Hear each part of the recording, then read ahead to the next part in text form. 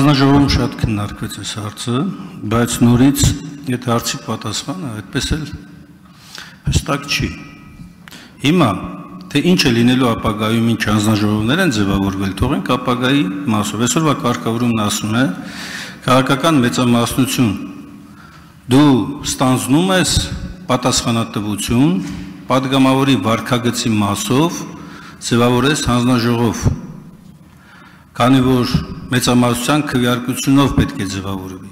Հիմա դուք վերահաստատում եք, որ դուք պատրաստ չեք վարքագծի, պատգամավորի վարքագծի հարցով ձևավորելու էթիկայի հանձնաժողով եւ հանրությանը ուղիղ ասեք դա, որ կապ չունի, եթե իշխանության պատգամավոր է, ուրեմն ամեն ինչ իրան թույլատրելի է, դրա համար չեք ուզում ստեղծվի։ Պարոն Մինասյան, նախ սկսեմ ընդեղից, որ եթե իշխանական պատգամավոր է, դուք շատ լավ գիտեք մեր դիրքորոշումը ու բազմիցս էլ նկատել եք, տեսեք Տիկին Թովմասյանն էլ նշեց, որ Հասմիկ Հակոբյանը կոնկրետ որակավորում տվել է ամեն դեպքում այս դեպքին, այսինքն մենք այդպես խնդիր չունենք դատապարտելու ցանկացած տեսակի ատելության խոսք, բռնություն եւ այլն, ես ելի եմ ասում, ես զերծ եմ մնում այս մասին, իսկ այն հանձնառությունը, որ մենք ցանկանում ենք ստեղծել էթիկայի մշտական հանձնաժողով, որը կարողանում է գործել, դա արդեն խոսում է մեր հանձնառության մասին, որ մենք ամեն դեպքում պատրաստ ենք եւ ունենք այդ հանձնառությունը, բայց մասնավոր դեպքերին անդրադառնալ այս պահին չեմ ցանկանում։ Ես էլի պետք է նշեմ մեր բանը պատգամավոր Ալեքսանյանն նշեց Դավիթի դեպքում, ինչի այդ ժամանակ մենք չորոշեցինք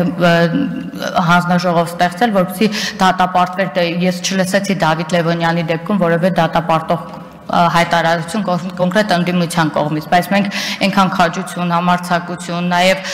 սուբյեկտիվ կարծիք ունենք, մենք մեր ինքնակնդատաբար ենք մտան, որ երբեմն էլ արտահայտվում ենք։ Այնպես որ մեզ մեղադրել, որ մենք հանձնառություն չունենք, անիմաստ է, որովհետև արդեն էթիկայի հանձնաժողովի ստեղծման գործընթացը ընթացքի մեջ է։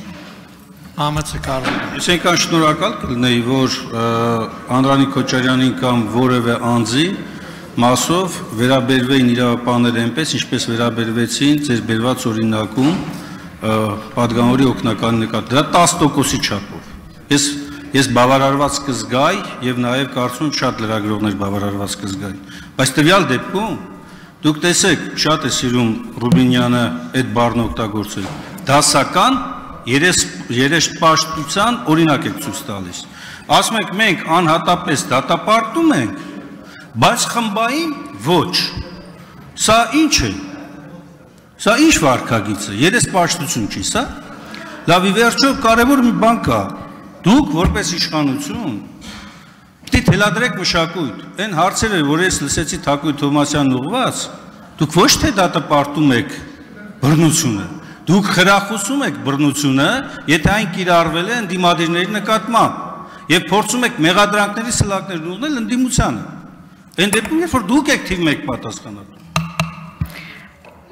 Պարոն Մինասյան, այդ նույն մոտեցմամբ ես կարող եի ասել, որ դուք էլ նույն մոտեցումն եք ցուցաբերում իշխանական պատգամավորների նկատմամբ, եթե չեք դատապարտում մի դեպքը կա, եթե սրանից առաջ լինեին տարբեր դեպքեր, որոնք որ անկախ առանց սուբյեկտիվ վերաբերմունքի կարտահայտության կլինեին առաջարկ այդպիսի էթիկայի հանձնաժողով ձևակերպելը, գուցե հիմա այս խոսակցությունը չէր լինի, բայց քանի որ կա կոնկրետ վերաբերմունք, կոնկրետ անձի նկատմամբ եւ կոնկրետ այս հարցը բերվում է մասնավոր դեպքում հենց մասնավոր անձի նկատմամբ դա արդեն կողմնակալ վերաբերմունք է, այդ իսկ պատճառով էլ մեր պատասխանը այս հարցին այսքան է։